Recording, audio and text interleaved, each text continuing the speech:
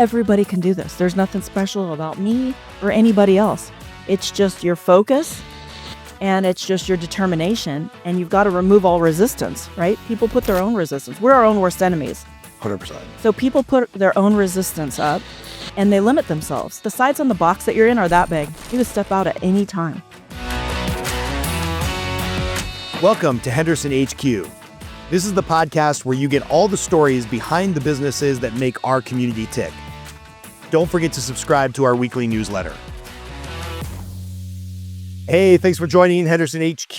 This is Scott Groves with the Henderson HQ podcast. Don't forget to subscribe to the newsletter at hendersonhq.com/subscribe. We are actually here, for those of you that aren't watching on YouTube and you're listening, we're here with my new friend, Kim Couture, who's coming out with a book here right when this episode is dropping called Caged Clarity. I'm interested to hear about her MMA journey. She's a local here to Henderson and has built gyms and fought and done bodybuilding and done all the things. A lot of mental work in what you do. And so I want to dig into all of that, but we haven't met before. So why don't you give me the Reader's Digest background of your story? My story? Yeah. That could be the whole hour. I don't know. Right. Well, I moved here in 99 from Colorado. I worked at the Sheriff's Department in Colorado, and I moved out here, got an offer to come and open up Mandalay Bay before it was done.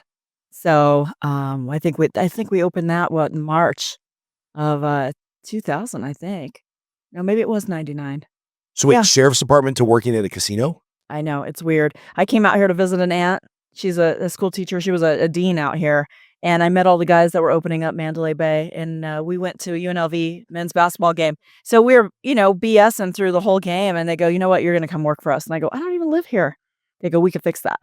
Okay. So they made me an offer, paid my moving expenses, and I'm looking and I go, I'm looking at their jobs. I go, what am I going to do for you? I've never worked in a casino before. They go, we're going to find something.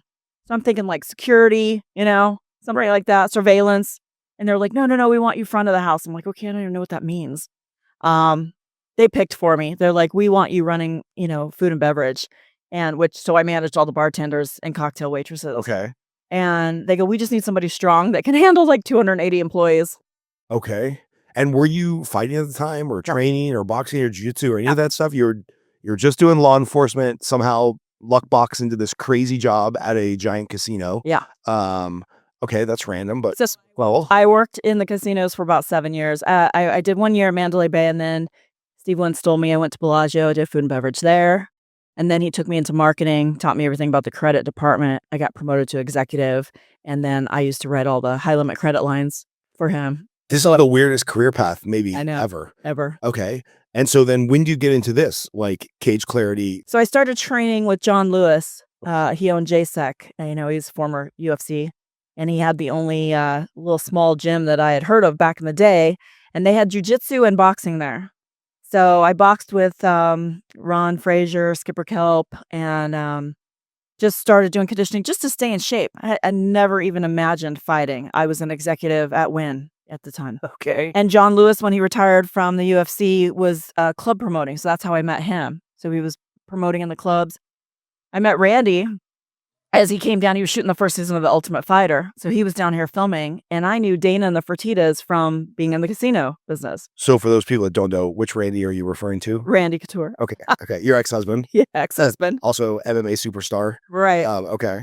So, he was going through a divorce at the time, and we just kept bumping into each other all over town. And so he's like, you want to go to lunch? I'm like, sure. And it lasted, I don't know, 3 or 4 hours, and we were pretty inseparable after that. And so he decided to move here. And then, I was supposed to go to Macau, China, and open up Wynn over there. And it got closer to that time, and he didn't want me to leave. So that's when he proposed and said, I want you going to China. I want you to get punched in the face for fun in MMA instead. No, the fighting wasn't even his idea.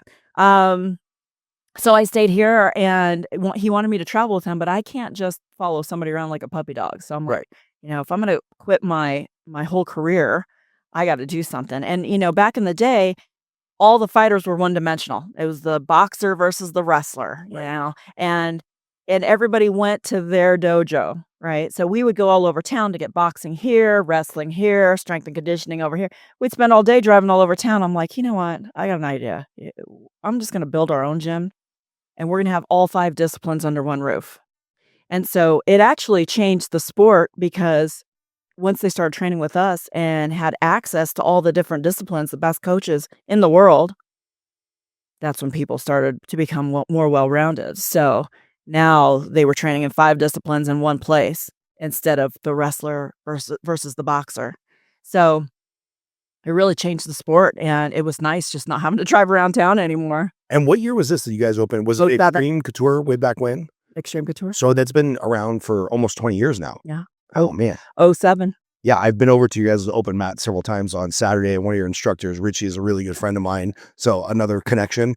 And yeah, it's a special gym because you walk in. First of all, it's huge, and second, it's there's everything. Like you said, there's everything from the housewife cardio kickboxing Right. to strength and conditioning to jiu-jitsu to MMA. There's like always somebody in there just beating Oh, yeah. the dog judo out of somebody else. I'm trying to keep it safe for the podcast. And the kids classes are packed. Yeah. And they're getting so good. Like, our kids are just kicking butt, they're so fun to watch. Can you talk a little bit of that evolution? Because I'm sure when you guys started this in '07 of like, okay, we're going to be a premier MMA gym for people that don't want to have to drive to their Muay Thai place and their Jiu-Jitsu place and whatnot, to now it is so mainstream. I'm guessing your busiest class is probably the kids class. Yeah. Can you talk about that 20-year evolution of what you've seen like growing this gym? Because that's kind of like a founder's story for MMA to like where we are today with sport jiu-jitsu being so popular. Well, just imagine back then when girls were just getting into this, it was not socially acceptable. You know, when Randy was shooting the first season of The Ultimate Fighter and the first season was on Spike, that's what kind of took UFC from like a closet sport that nobody talked about. They used to call it human cockfighting. Right. John McCain was totally against it. Yeah. That took it mainstream, and all of a sudden it became socially acceptable to watch the UFC. It wasn't so violent. They realized that there was rules. And so then, Gina Carano started at our gym, and, we trained every day, and I managed her for a while, and we were best friends, and getting in there and rolling around, and people were like, still not accepting, like, girls are getting punched in the face. Nobody wants to see a girl get bloody, But '07, this is probably still when Dana was saying, no way, no how will women ever fight in the UFC. Absolutely. It'll never happen. Right. Whoops. And so me and Gina, we fought for Strikeforce. We fought for Scott Coker and, several other organizations that would have us on. But I took a lot of flack because, every time I'd fight, it was televised. My first smoker at our gym, headgear, shin guards. This was very amateur. First time ever. Mark Cuban put it on HDNet and did a show, a whole hour show on my smoker. So from day one on, everything that I did was televised. And so I didn't get to learn and go through the bumps and bruises of just being green and like not knowing what I was doing without a camera on me. Yeah. I wanted to do a jiu-jitsu tournament. So I'm like, I can't do it in town because I'll get too much attention. So I go to Indiana. And all the local news, I walked in, there's cameras everywhere. I'm like, oh my gosh, like they knew I was going to do it. So it was always a lot of pressure. And I'm like, I'm new, guys, like, I don't know if they had. How long have you been training at this point? Well, I was training 6 months Okay. with John Lewis before I ever met Randy. Okay. And then, so by the time I took my first fight, I only had 2 amateur fights. I did the smoker at my gym. And I did one in the Pacific Northwest for, Chael Sonnen had a amateur show, and so I fought up there. And for women, there had to be probably no amateur circuit, right? Like, or very little. Very little. Nobody wanted to see it. It was not acceptable. Nobody wanted to see women bloody. And so after that first amateur show and just how much attention, I was like, you know what? If I'm going to do this, I might as well get paid for it. If I'm going to take some damage, I'm going to get paid for this. So, but the first pro fight that I had was my show. So I had my own fight promotion too. It was called Night of Combat, and I put on at the Thomas and Mack. And I partnered with Artie Palulo from Banner Promotions. He's a boxing promoter. So we did the first half. It was ESPN's Fight Night, and the good old days. Good old days. And he did 5 boxing events, and he had some former Olympic boxers on his card. That was ESPN, and then I ran the second half of the show. We had about 11,000 in attendance for Night of Combat, and the second half was all MMA. And, it was my Extreme Couture guys, and these were epic fights. And I was a co-main event on my own show. So I had to put the show together. No stress. Put the whole show together, did the matchmaking, and, I'm putting things in the locker room. I'm running around taking care of everybody, and then I had to go do my own warm-up, and I ended up breaking my jaw in that fight. So 11,000 people got to see my jaw break in half.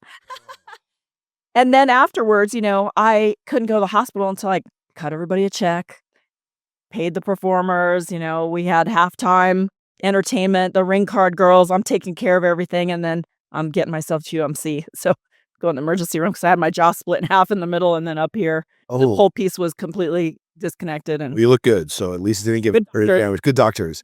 I have two friends who have had their jaw broken in MMA fights, and it was at that moment they're like, yeah, not for me. You seem pretty smart. They're pretty smart. They're like, I think I can make a living another way other than fighting. Well, because you had 17 pro fights, somewhere around there? We're on 14. 14 pro fights? I fought 4 months later after breaking it. Yeah. What inside of you was like, yeah, you know what? I think I'll come back and try this again. Because I think most people, not women, most people would have been like, yeah, I'm pretty smart. I think I'm going to try something else. Like what was driving you to do that again? For me, it was losing that fight. I was like, you know what? I should have won that. I could have won that.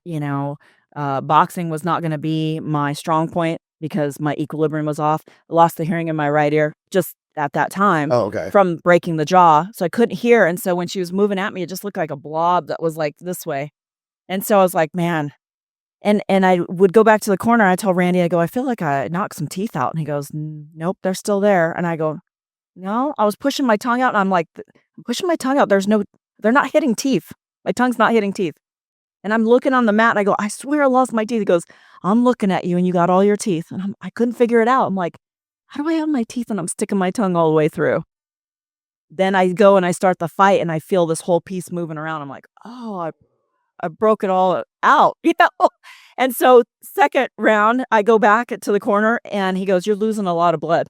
They're going to stop this fight. He's like, do you think you can finish her? He goes, you got to move quick. He goes, they're going to stop this fight. There's too much blood. The mat looked like a murder scene, Oh. And so I start swallowing. I don't want him to stop the fight. So I start swallowing my blood. This is probably too nasty for your show. Great. This is great. This is the stuff we want, but I'm just like, I know the taste of blood. It's just, it's just brutal. When your adrenaline's pumping that hard, you don't feel anything. You don't feel anything. You don't taste nothing. You don't even hear the crowd. You don't see anything but the person in front of you.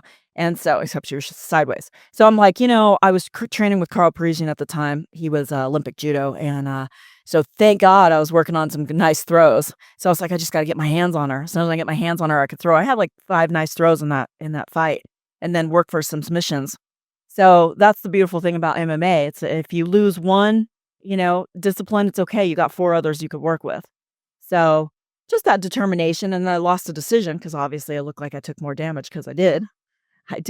So, lessons learned. She did an overhand right, which is what when you're a rookie, I didn't know what I was doing yet. It's like a car accident, right? So I wasn't biting down on my mouth guard. That's what you wear them for, right? Learned that lesson real quick. So my mouth was open. She came with that overhand right and just popped it really quick. First punch of the fight.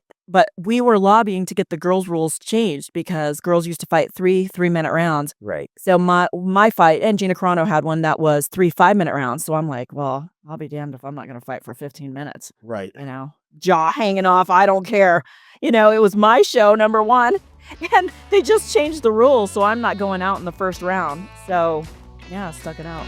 Hey guys, just a quick ad from our sponsors here that make this podcast and our newsletter possible. Want to give a shout out to Ethereal Med Spa, a gym for your skin. So it doesn't matter whether you're doing anything proactive all the way up to spot removal, all the way up to beautification, right? Or vanity. Ethereal Med Spa, they got you covered. Scott Wright over at Wright Auto Body, love them. So anything from a scratch and dent to a big insurance job, all the way up to a custom rebuild of a classic car, they got you covered. And shout out to my buddy Casey Halstead, owner of 10th Planet Jiu-Jitsu, which now has 3 locations. They just opened a new location on the west side. So they got our Henderson location, they got a mid-city location, and they've got a west side location. So anywhere in the valley where you're looking to train jiu-jitsu, check out 10th Planet Las Vegas. Now back to the show.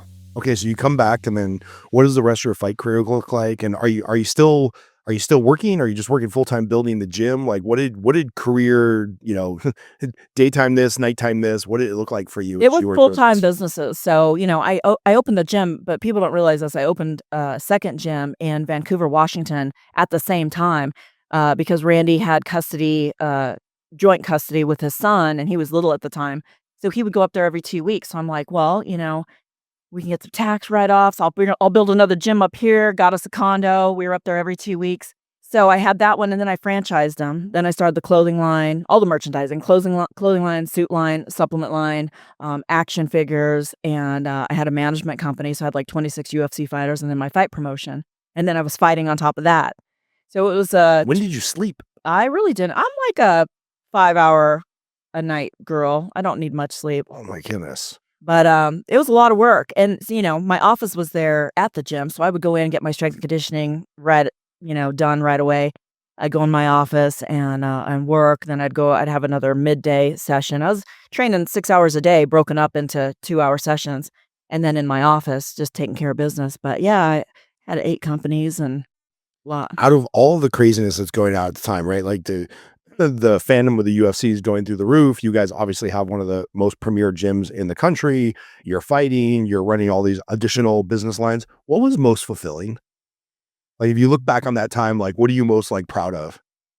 I think blossoming in business. I think, I really studied Steve Wynn, and I really enjoyed that whole experience in the casinos and just customer service. And then when I built the gym, I was so particular about things had to be a certain way, and everybody's like, "Nobody cares, it's a gym." I'm like, "Yeah, but it's gonna be the best gym in the world." I'm like, "You'll see. You'll understand." Because when I think, about building stuff, I think big. I don't think small. I'm like, "We're gonna change this sport." I'm gonna make all inclusive, everything that a fighter would ever need. We had recovery. I had the management. I got sponsors. I had a guy in-house that did all of our graphics. He built websites for these guys. I built their signature T-shirt. Um, Eventually we did action figures. I did signature cards, photo shoots. Like, I'm like, "You're never gonna need to go anywhere else. This is gonna be the home of MMA, and every fighter in the world is gonna wanna come here and train out of here." And it was and still is that. So Yeah. I'm interested, like, a business lesson there. I was talking to Casey Halstead, who's our jujitsu coach, and he was telling me, he's like, the crazy thing is, once you're out of fighting, Casey was on promotions every weekend with some top-notch fighter. He's like, I'm focused on my kids now. His daughter is a like top 5 golfer in the world for her age class. She's killing it. And he's like, I've only been out of the game for a couple years. Nobody has any clue who I am. He's like, post COVID, the fan base of the UFC almost doubled because they were like the only sport on TV. There's guys that are like super fans now that have no idea who Randy Couture or Matt Hughes or any of these guys are. So how do you keep the relevance of the business going once you and or Randy don't have the name of like actively fighting? Because I think that's a great business lesson of like, people grow businesses and they're like a flash in the pan real fast, but they don't have the business acumen to keep it going when that initial popularity surge ends. So like, can you talk a little bit about how you guys have like transitioned the business, kept the momentum going? Because when I'm in there, I know how many members you have. It's a very successful gym as far as gyms go. So was that a plan, or how did you guys evolve? Well, he actually gave the business, to his son, Ryan, right around COVID because he was focused on movies, and he was traveling so much, he just could never be around consistently. And, I actually moved on when we got divorced and did other things, and then I came back a couple of years ago just to stay coaching out of there. I do other things too. I teach, in the jail system. I teach substance abuse and anger management, which led into my own research and study and ended up turning into books. And so I've been focused on writing books. You're like the female version of the Dos Equis man, like world's most interesting person. You're like, I think I'll just be I think I'll just be an author and write 4 or 5 books. It's not normally what people do. Well, So you know what's weird about me is that I don't ever put any limits on anything. If I think of something and I wanna do it, I just do it. I have, like I don't think I was born with fear. I have 0 fear. So, and when I dream about something, it's like I dream bigger than you could ever imagine. So, I'm like, "Oh, I'm gonna write a book." Well, actually, the guys in jail were like I write my own curriculum. The stuff that they were teaching me and what teach these guys, well, I go, in here for substance abuse. They don't want to hear about drugs. It's going to make them think about drugs. Right. We don't want them thinking about drugs. In anger management, I'm like, I'm going to start rewiring these guys' brains. I'm not here to lecture at them. I'm not here to talk down to them. I'm going to teach them. Most of these guys, people don't know what they don't know. Right. I'm going to teach them how to regulate their emotions, how to align themselves, how to think bigger themselves, get themselves out of the box that they've been born into and that they've kept themselves in. Yeah. If they're in prison, they know what they did wrong. They know what they did wrong, but they're out of alignment. If your heart's going this way and your brain's going that way, I always tell them this. Let's say for an example, your heart's the mom, your brain is the dad. Okay. If they're not on the same page, your nervous system is the kid. Okay. So your nervous system controls everything. Mom's going this way, dad's going this way. What do you think the kid's doing? It doesn't know. Should I go with mom or should I go with dad? He's acting out of fear. He's acting out of, anxiety. Doesn't know. So your heart and your brain have to be on the same page. Then the kid's happy, right? Just that alone changes them. I go, there's 2 states of your nervous system. There's primal and power. Okay. Every bad emotion that you feel that you don't want to feel is primal. All the good emotions that you feel are power. People accidentally go back and forth between 2 states all day long without knowing anything about it. Anything good that you've ever accomplished in your life, you've been in your power state. If you feel bad, if you're depressed or you have anxiety or you're nervous or you're sad or you're whatever, that's primal. Anger is usually mine. Anger. That's a hard one for me. Yeah, primal. Yeah. So there's ways and there's drills and there's things that you could do to force yourself back over to the power side. That's where creativity takes place. That's where you're inspired. That's where you're calm. You feel joy. You're confident. Who wouldn't want to be in that state? Right. So these guys, most people on the planet have never been taught this stuff. So I teach it. These guys, they order from the commissary. They ordered notebooks. They put my name on it. They're like so excited. They go, if we feel like you're a college professor. These guys didn't go to college. They're excited about it, right? They're like, nobody ever taught us this stuff. I'm like, nobody ever taught anybody this stuff. Right. But I'm here to teach you. And once I teach you how to control yourself, you know how to operate this sophisticated machine that you're in, your life's going to change. You're never going to want to do drugs again because it's like a new toy. If the military gave you a tank, this is what I tell them all the time. Military gave you a tank, $2 billion tank, right? It's very sophisticated in there. You're not going to know how to run and operate that thing. You're going to drop in there and you're going to be like, oh, gosh, this is great. This is so much fun. You're pushing buttons. You're trying. Blowing yourself up. You can't figure out how to shoot the guns. You can't get it to move, turn around. And then you're like, okay, this isn't fun. Nothing's working. So you go to get out. They close the hatch. That's sophisticated to open. You're pulling everything. You can't even get out. Now what happens to you? You're panicking, right? You're nervous. You're panicking. You get anxiety. Now you're starting to freak out, right? Well, that's how most people feel in their bodies, in their minds all the time because nobody ever gave them the operating manual, right? So what I try to do is give them the operating manual for how this sophisticated machine that we've been given and take for granted how it actually works. So if you realize how to regulate your emotions, how to keep yourself in a power state, you already know what's right from wrong. Your nervous system is happy. Now you're operating daily on a higher frequency, okay? You're in control. You don't feel like, you're torn internally. Things are clear. And you're feeling more inspired, creative, and you can go get things done. And you've heard laser sharp focus. That means you're operating out of coherence. If you're not operating out of coherence, you've got like the shotgun effect. You only have so much life force. Been there. And everybody has so much life force, that's your energy. If you've got, 27 tabs open on your phone or your computer. Guilty. And you're taking your life force and you're dropping in each of the buckets, nothing is getting complete attention. Nothing's getting done right. You got too many tabs open. So I tell people, close the tabs that are in the past, close the tabs that are in the future. And just today, in person, what tabs do you want open that you're willing to stick your energy in those buckets? Right? And so it kind of clears stuff out of your head. Close the tabs. And then I tell them to write stuff down. A lot of these guys have never written anything. And I'm like, it's like a big fishbowl up here and everything's swirling around, all your thoughts. Everybody has a million thoughts. Right. When you take it and you write something down, it takes some of the stuff that's swirling in the fishbowl and it kind of empties it a little bit. It becomes matter. You put it on paper. So now it's matter. Now you can go back and you can refer back to it. You can look at it, put a date on it, start logging your stuff. And it just helps people organize their thoughts. So now, if they listen to me, their nervous system is regulated. They're operating out of coherence, right? They're in alignment. Things start to change. Then I teach them how to actually make things happen. These guys feel like they're getting a business course 101. They're very excited. And they're the ones that told me, you know what? We like your curriculum. You should really write a book. And I'm like, never thought about that before. Maybe I'll check it out. So how did you get into this? Because I would like everything that you're saying resonates with me at a super high level. And we haven't got to know each other, but I'm a sales coach by profession. So I coach salespeople. And this is like one of the, in a different way, something that we're constantly talking about.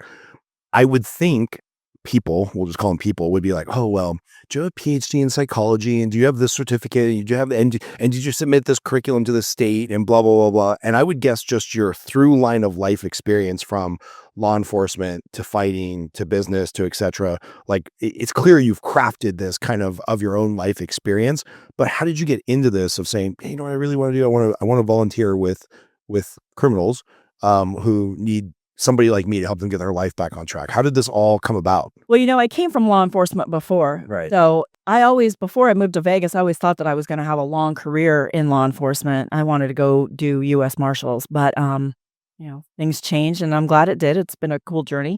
But I actually trained my boss, Maria. I've known her for years. I used to work in mental health too, and I knew her from back then. And then she came to me wanting to lose weight and she wanted to start training with me. And then she lost one of her people. They moved, and she goes, "I need to find another person." And I go, "Oh, okay, cool. I'll keep that in mind if I think of somebody." She goes, "You know what? You would be really good at this." I was like, "Oh, okay. You need help." I say yes to everything. That's why I do so much stuff. This is about you. I just say yes. If I had one thing to do, I'd probably procrastinate. But you give me 100 things to do, I'll get them all done. So I said yes, and she gave me some curriculum to kind of follow, and I was like, you know what? I could do better than this. So I started writing my own curriculum, and I take it seriously. I really want to change people's lives and get them to understand because, like I said, people don't know what they don't know, and people limit themselves, and they haven't seen as much of the world as I have, and they haven't been on the level that I have. And I'm like, guys, everybody can do this. There's nothing special about me or anybody else. It's just your focus. And it's just your determination, and you've got to remove all resistance, right? People put their own resistance. We're our own worst enemies. 100%. So people put their own resistance up, and they limit themselves. And I'm like, the sides on the box that you're in are that big. You can step out at any time. But people go back to what's comfortable. It might not be what's best for them. Now, it's not good for their life, but they stay there just to be comfortable. And some of these guys, they're hardcore gangbangers. They don't want to do it anymore. They're tired of going to jail. They don't want to do illegal stuff. They're tired of looking over their shoulder. I'm like, guess what? You're the writer. You're the author of this book. You're the writer and director. You could do whatever you want. You're a grown-up now. You can do whatever you want. And sometimes it's just getting their wheels turning and getting them to critical think again. And then I build them up. And I'm very positive with them. And I'm like, listen, it's a hard thing, but you can do hard things. It's a scary thing, but what are you afraid of? Are you afraid of succeeding? Like, are you afraid of failing? I failed at a lot of things. I wasn't the greatest fighter. Didn't slow me down. It was me versus me in there. And the things that fighting brought and changed in my life and helped in other areas of helping me regulate, the thing that I write about. Yeah, tell us about this book. In Caged Clarity, it's the psychology of MMA, and it talks about each of the disciplines and what it does to you mentally. And how it changes, like jiu-jitsu, we'll take, for example, since you love that. I really love boxing, but my wife said stop getting punched in the head. Oh. So we can go with boxing or jiu-jitsu. We'll touch on both. Okay, go. So boxing, they've actually came out in the Wall Street Journal. They did an article about what it does for rewiring damaged neural pathways. And so they've done a big study, and they came out with, they're like, wow, boxing really does this. You don't have to go fight. You don't have to spar.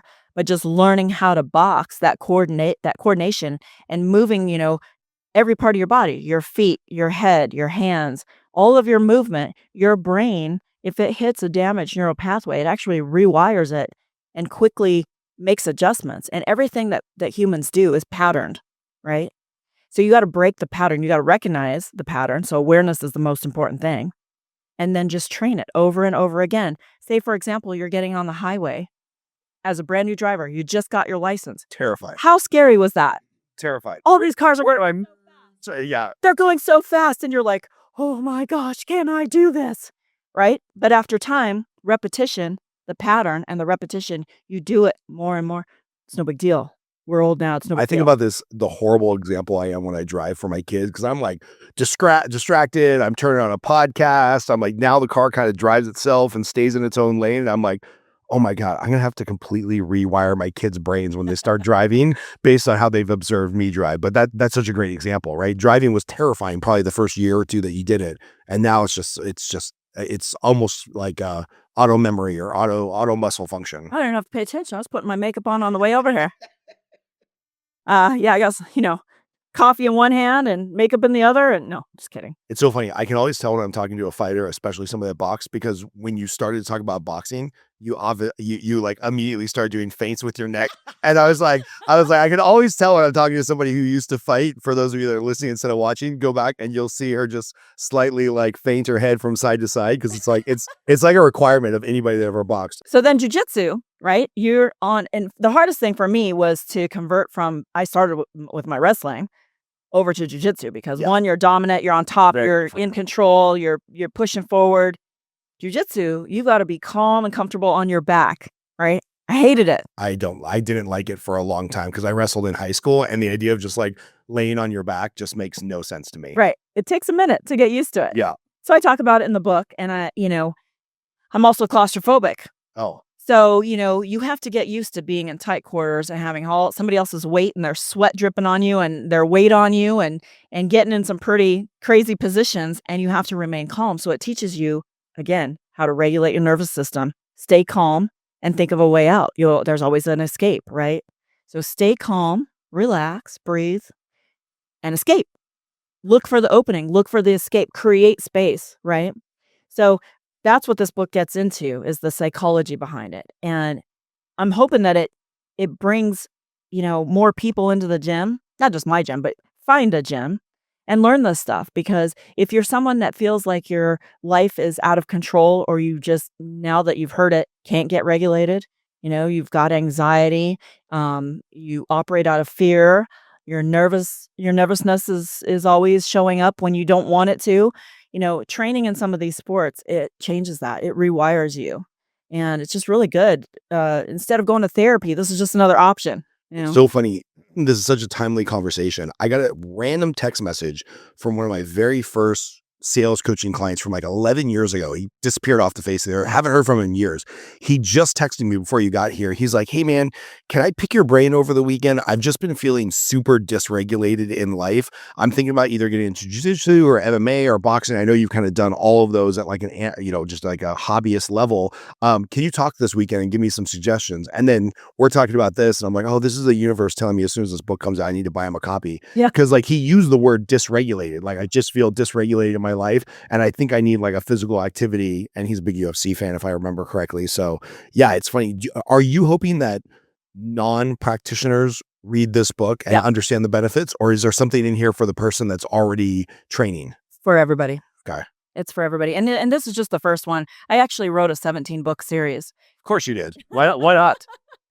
It's a transformational ecosystem about self-awareness and the human conditioning. And so, my name being Kim, the inmates thought of this. They're my business managers. Okay. Yes. I'm always telling them to keep it moving. I'm like, you've got to keep it moving, because if you stop, idle hands, right? It's the devil's playground. Yes. And I said, you sink in quicksand and your mind wanders to things that you don't need to be wandering about. So keep it moving. And they go, well, maybe that's why your name's Kim, Kim, keep it moving. And I said, boom, there's the name of my book series. Keep it moving. That's good. So, it started off with one book, and then it's turned into, I actually have 25 books done, but there's 17 books in the series. And, I've been going through a divorce this last year, and it was therapy for me. So as I'm writing, doing my own research to help myself out and get through a hard time, I'm learning all this stuff. I'm like, everybody needs to know this stuff. So the series that starts like, keep it moving out of trauma, So wait, how many books have you written thus far that are published? None. This will be the first one. Okay, this will be the first one. Okay. They're all done, but this is the first one published. Okay. And I wouldn't be able to do that without my friend Kathy because she teaches me how to format these. Nice. Yeah. So it's keep them moving out of trauma, out of addiction, out of fear, out of anger. Get you a copy of that one. Perfect. And Yes. Hopefully I'll have that solved by your release date in 2028 for the anger one. out of insecurity. And then it goes into, so then you keep it moving into happiness, into love, into mental mastery, into faith, into health, into destiny, into abundance, and into service, and then into our next generation. So it's parenting and advice, and there's a lot of good stuff in there. I put my heart and soul into each one of them, and it was a labor of love, and it just kept going. And it's so funny because I was never a big writer, and then once I started writing, it just took off. And what I was doing for the last year, I was kind of managing a business and a building downtown for someone, but there was nothing going on. It was just me. I got to take my dog. There was nothing going on. It was like 6,000 square feet, living rooms, kitchen, everything. It was a cool building. I just started writing. I'd have 6 to 8 hours a day of sitting down there just writing every day. That's how I was able to get so many books done because it was my full focus. And again, I teach this. If you're operating out of coherence, you're laser sharp focus. Nothing else pulls me. I don't have 27 tabs open. This was my focus. And so I was able to get Let me ask you, how do you do that and compartmentalize, right? Because it's like you've got the gym going on, you're helping some other people run their brand. Are you still actively managing any fighters or anything like that? Okay, that's past.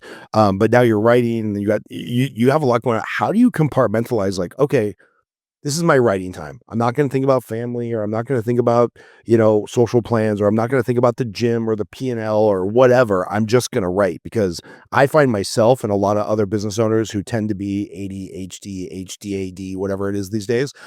They're like, well, yeah, I'm working on this project, but my mind's kind of over here. And it's like, well, I know I should really be taking time with my family, but then you're with your family and you're like, oh man, did I finish that paper that I was working on? So like, how have you been able to compartmentalize and be like, this is the task in front of me? Because I think business owners, when they're wearing a lot of different hats, they are horrible at that.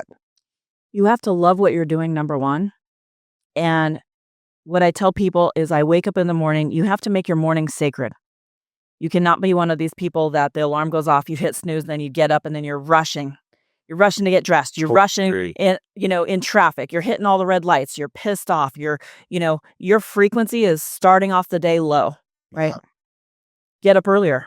I don't care. Get up early. If you have to go somewhere at 6, get up at 5. You have to go somewhere at 5, get up at 4. I don't care what it is. Get up, have your coffee, whatever your routine is, and just sit there and think about your frequency. Okay. I've been able, in my books, through all my research, I've been able to connect dots from modern science and the modern verbiage that we have for neuroscience now, through all of the years, all the greats, Carl Jung, Napoleon Hill, all of these guys, to the Stoics philosophy, Marcus Aurelius. No. Some of the shit still works, right? It goes all the way back to Jesus and what he taught. If you take it out of religion, no dogma, no religion, and you just look at what Jesus said in the parables that he spoke in, okay, and you just look at it like a book of how to get through life for dummies, okay? Yes. You look at it like that, and then you look at the Stoics, and then you look at all the greats and all these people, and then there's some modern day guys that I follow now too. People love Tony Robbins. I love David Bayer. He's great. You start connecting all of the dots. They're all saying the same thing. Okay. So you start your day and you set your frequency. Right. You don't reach for your phone.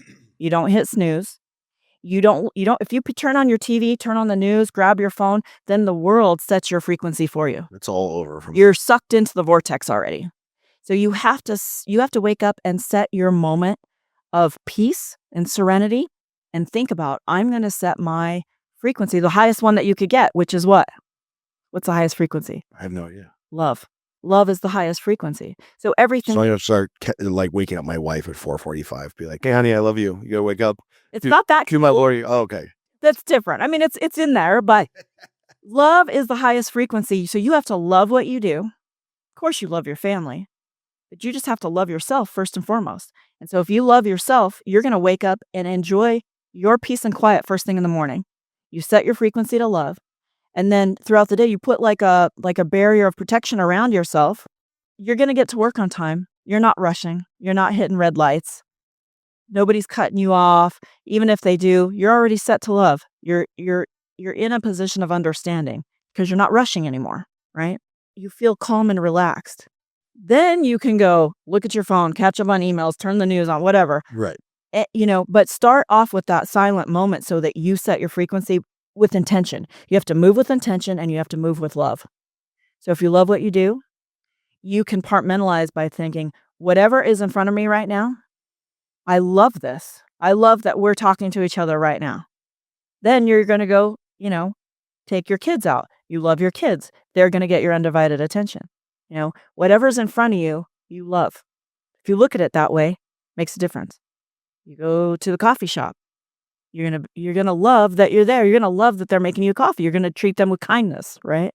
You wherever you go, you're going to get to work. You're going to, with love and kindness, say good morning to everybody. Because if you hit traffic signs and you hit your snooze button and you were rushing and you were late, you're not going to walk and work and you're not going to want to talk to any of your employees. Anything that anybody says, you're going to be like, ugh. It's so funny you mentioned this. A friend of mine, Hal Elrod, wrote the book, The Miracle Morning. He's had a ton of success with it. And he says he has a lot of opinions on the snooze button. He's like, if the first thing you do to start your day is you hit the snooze button and you basically tell yourself consciously and subconsciously, I don't have a life worth living.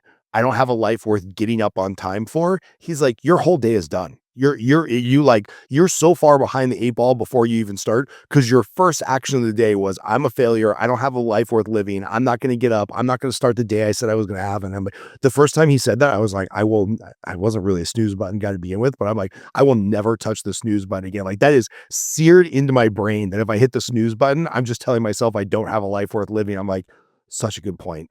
And there's so many mornings I've been sore and not want to get up at 4:45 to stretch and drink water before my old ass has to go to jiu-jitsu. But I'm like, no, I just have to do it. Like, this is just part of my routine. And then you get there and you feel amazing. Yeah. And, oh, man. And when you're a pro athlete, you already signed up to do something that you want to do. So excuses don't even play a part. You're going to get up and you're going to do it no matter what because you love what you do. Everything comes down to love. You love what you do. If you don't love what you're doing, then you need to find something else. Yeah. Again, you are the writer, the author, and the director of your own life. Nobody else can do it for you. Nobody else can do the push-ups for you. Right. So, well, this goes back to the broken jaw, right? My friends that decided it wasn't for them, they didn't love it enough to get past the broken jaw. You were like, no, I need to fight 4 months later, which sounds insane to me. By the way, did you win the fight 4 months later? I did. Jesus. I have to ask, because you brought it up when we were chatting on the way in here. After fighting, you then decided to get into fitness and bodybuilding? Mm-hmm. Like, what have you not done? See, I have no fear, so I like trying everything. I mean, we get to do this life once, right? Yeah. So it's like, bring it on. I want to try everything. Why not? How long were you a professional bodybuilder? I wasn't professional. I was just starting, but I did bikini competitions. I did 5 shows.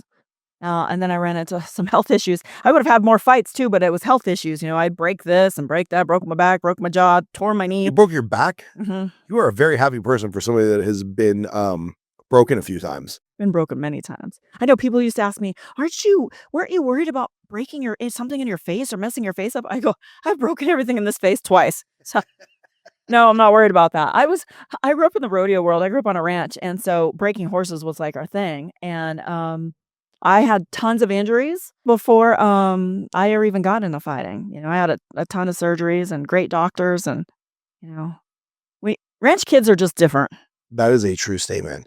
My wife's father owns a ranch in Gilroy, California. They process waste and stuff for onions and all this garlic and stuff.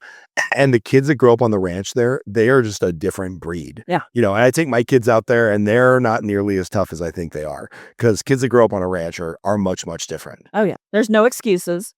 You're not going to cry or we'll give you a reason to cry, It's like you get up early and you finish when the lights go on, unless there's floodlights and you're still working, And so we're just raised different.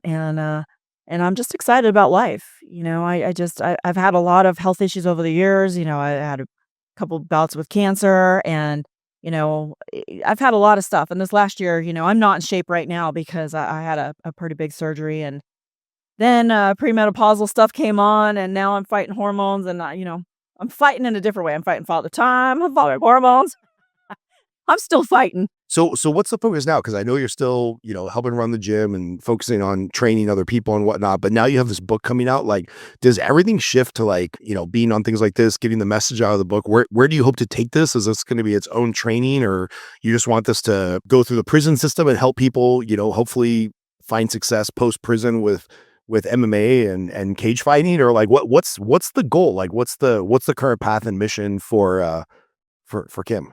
So I don't run the gym anymore. Ryan, Randy's son, and his wife run it. Okay. They do a great job. I still coach there, so I'm still training, usually a couple hours a day. The inmates inspired me to start writing this. Yes, I have all these books that we're going to launch by the end of summer. They'll all be out, all 25. The 17 book series is going to go. You're gonna launch 25 books at once? Not at once, no, but Oh, okay. by the end of the summer. They're done, Yeah, but that's effectively at once. We only got like 3 months. yeah. That's an insane schedule. Okay, keep going. Sorry. Yeah, the longest that it takes is the formatting, that's what that's what I need Kathy for. Kathy over there The is like, smart one. yeah, yeah.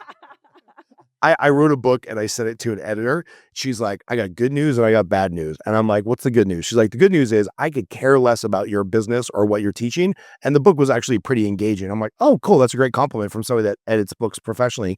And I'm like, what's the bad news? She's like, you clearly went to Los Angeles Unified School District because there's 35,000 words and about 30,000 grammatical errors I need to fix. So my rate just doubled. And I'm like, cool, I know I'm an idiot. Great, you just do your thing. So anyway, okay, sorry, I got off topic there. You're launching the books and like, where does the focus go for Kim from here on out? Again, I dream big. I wanna get the books out there. Kathy also is writing books, and so she handles the little ones. She's been a kindergarten teacher for 26 years, and we're collaborating because the movement that I want to do is, big picture. She's writing these books for these little kids, 4, 5, 6 years old. Let's teach them at a younger age how to regulate themselves, how to breathe through problems, how to think with critical thinking, how to eat healthy, how to play outside again, be in the sun, learn about your body, learn about, regulating yourself and breathing techniques and calming yourself down and, working through fear and traumas and she's gonna tackle the little ones, I'm gonna get the big ones, and let's try to get to these kids so that I don't end up seeing them in jail, Right. right? I think it's important. Nobody's doing it. If you think about all the role models that are out there, they're not teaching anybody anything good, right? Truth. We need to tackle a serious problem. There's a serious problem in this country. People are sad, depressed, dysregulated everywhere I go. This is what I see. Most people that I interact with are dysregulated, and they don't know what they don't know. It's not their fault, but nobody's out there screaming from the rooftops that this is a situation and we need to fix it. So we're going to push her books. She's going to help me push my books, and we're going to blow this thing up, and we're going to, start helping some people. And that's my main goal. It's interesting because you just have to turn on the news or social media for 5 minutes and you'll see some crisis. There's a happiness crisis. There's an economic crisis. There's a communist crisis. There's whatever. But it's like, I think what I'm hearing from you is really the root of so many of these problems and hopefully the problems to solve with your book is like, there's a dysregulation crisis. Like everybody. There's a mental health crisis. Yeah. Everybody's just walking around in a heightened state or a lower state. Like nobody's in tune with where maybe they could be or should be. Everybody's pretty low frequency, and low vibration, and they don't know what they don't know. So they don't know how to fix it. They don't know how to get their frequency higher. They don't know how to be happy. And my book that I wrote, Into Happiness, it's going to teach people you how to be happy. Yeah. We can talk ourselves out of a lot of things, but we don't talk ourselves into anything. Right. And you can talk yourself into being happy. And I mean, that's why one book led to 2 books, led to 3, because I work with the inmates with this, and I'm like, I realized how much they've never been taught. And I'm self-taught with all of this stuff. But, it really bothers me to know that people have not ever been given this information. So we need more people teaching this, not just me. And there is people out there, but, if the people out there have their viewers and you have your viewers, I have my viewers, hopefully we can get this stuff to really take off. And knowledge is power. People need the information. They need to know where they can get good, trustable information, and they need to share it. And, let's start creating, a new trend where, setting your frequency high and operating out of love and people enjoying life again and enjoying what they're doing and learning how to communicate, all the social media and, like you said, all the news. Think of this. Humans were meant to be creators. Your soul is not happy if you're not creating. Okay? Anything, whatever it is, you need to be creating. You need to love what you do every day. If you don't, you need to make some changes. We're electrical, magnetic, biological beings. This is not my opinion. This is fact. Okay. So think of how many inputs that we're getting a day. It's input overload. Overwhelming. Our nervous system is still ancient. It never evolved over time. We've got the same nervous system that the caveman were running from saber-toothed tigers with, right? It's very old school. So we've got a million inputs, and if people don't have an output, what happens? What happens with the electrical box, right? If you get a surge of all this electricity coming in and no outlet, what happens? You're a pressure cooker. You're a ticking time bomb. You have to have an outlet, and I prefer it to be physical. Go run, go hike, go be in nature, go hit a heavy. Go choke someone. Go choke someone. Go hit a heavy bag. Go exert yourself and clear your mind. Right? Think of all of these inputs, no output. Right? Especially for men. Right? You get a lot of pressure and you've got a lot of testosterone, and if you don't have that outlet, you're just building. This electrical surge is just building, waiting to explode. So you can't have a million inputs and one output. Right. So it's just a different way. I like to teach people a different way of looking at things and getting them to understand their own biology so that they can work with it. If they've never been given the information, once you give it, the light bulb goes on. I'm working with these inmates. I see the light bulb go on and they're like, oh my gosh, I didn't know this. This totally makes sense. It resonates with people because it's the facts, right? And so you just give them simple tools like this, and then they can learn how to regulate themselves. Then they can keep themselves in balance. And they understand, oh, I got too many tabs open. I need to start closing out some tabs. My life force is going all over the place. How rewarding is that for you when you see somebody who's serving time in prison for a crime, their life clearly did not go the way that they wanted it to go, and now all of a sudden you're like, oh, like I can see the light turning on. I can see that this guy has a chance when he gets out of here. Like, that's going to be supremely rewarding, right? I've done a lot of cool shit in my life. This is the most rewarding thing I've ever done, ever. And sometimes I'll drive home and I'm crying all the way home because, I'm an empath and I feel it. I feel their pain. I feel their confusion. I feel all the they're all dysregulated, right? And so my heart hurts from them, but I get so excited when they all show up and they walk in with all of them with their notebooks and their pens. I'm like, and I'm goofy with them, right? I'm like, oh, you guys make me so happy. I'm so proud, and they're super sweet. These guys want to learn. I've maybe had one or two guys out of the last year and a half of doing this that they walk in, they're like this. I don't want to be here, And by time I'm done talking, they're like this. And then the next time we come to class, they got a notebook. No. I'm like, my work here is done. There you go. You got them engaged. What did I forget to ask you here in the last couple of minutes about this journey that you're on with the books, with what you're going to launch? Like, you got a very busy 90 days coming up. Yeah. What did I forget to ask you about this journey that you're on right now to get the Caged Clarity out there? So that one will be out in the next few days. This was just the proof that I got, and there was some changes I wanted to make and some good old fashioned MMA stories that I want to add to there. When I wrote it, I was writing from my teacher hat and a little more clinical. And, I had to put the fighter hat back on and go, oh man, I got some great stories I need to share through some of these chapters. So I'm adding those in, and then we'll get started I'm going to release 2 books at a time in the series. Like I said, there's 17 books. So we'll do 2 at a time. And then I wrote a little journal that goes with it so people can journal. And there's some cues in that journal to be like, what frequency would you say you're on today? Did you get enough sleep last night? Just things to think about. So you start training yourself to ask yourself these questions. That's what I tell everybody. You're the greatest project that you will ever work on. Can you think of a better one? People need to realize that they are. And that builds self-love, right? And reflection and awareness. And these inmates love it. They get excited about it. I'm like, and I look them in the eye directly at them. And you know what? Most of these people, they've never been loved before. Nobody's ever believed in them. And they're in jail now. And sometimes they're return offenders and they don't feel love. right? And every living, breathing thing on this planet, animals included, everybody just wants love. So to make them feel seen and heard and look them in the eyes and tell them, you are the greatest project you will ever work on, and knowledge is power. So get hungry for more knowledge. I'm going to teach you as much as I can for as long as I have you. But I want you to get excited about this because you're the greatest project that you will ever work on. Master yourself, and everything else will fall into place. Everybody was born with different gifts and different powers. In this lifetime, as creators that we're supposed to be, that's the journey. I tell them, if you're in a video game, nobody gets a video game and they're like, well, I just want to play level 1. I'm not excited about any of the other levels. I don't want to know what's up there, just level 1's cool. I just want to die over and over into this video game. No, you don't want to keep coming back to jail in level 1, okay? There's other levels to the game. That's why people play it, okay? So you have to elevate. Your EQ has to get up with your IQ. So you're elevating your emotional intelligence.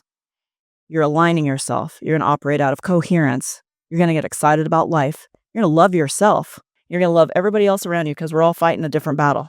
So you set your frequency. You don't let anything affect that.